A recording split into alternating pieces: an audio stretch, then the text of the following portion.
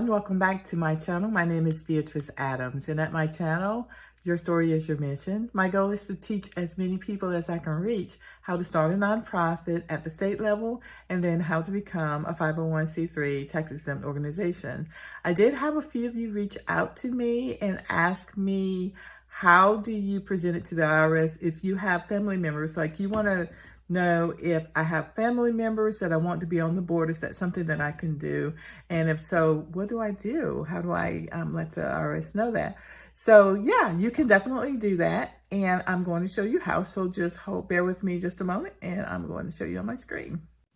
Okay, so here I am at my screen, and remember that I did say in my other videos, be sure to watch each one of them so all of this will make sense to you.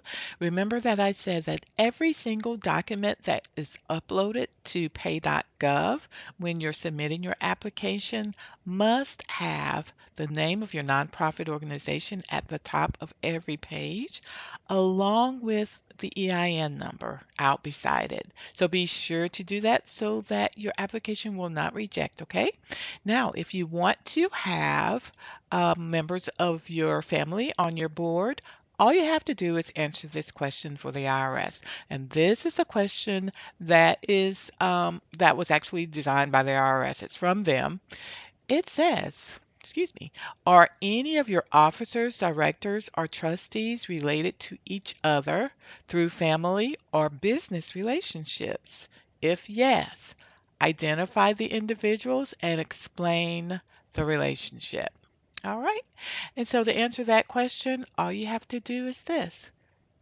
And I used a Word document for this, just Microsoft Word is what I use. So just that's all you have to do. And all you have to do is type this to answer that question. Beatrice Adams, President and Executive Director, as allowed in bylaws per Article 7, Officers, Section 1, Number of Officers, is the wife of Tim Adams, Treasurer. Now recall that the reason I'm putting this information in as allowed in bylaws per Article 7, Officers, Section 1, Number of Officers, is because that's where it's referenced in the bylaws, and it lets the IRS know, and of course the organization know, that Beatrice Adams can perform two roles, president and executive director. It's okay for her to do that, but as long as she's not doing that at the same time, right? So don't forget to include this so that they'll know I'm aware that, yeah, I am actually doing two roles. Just know that this is where it's allowed in the bylaws. And it also says in the bylaws that I'm not supposed to do but one role at a time. Now, I want to point this out.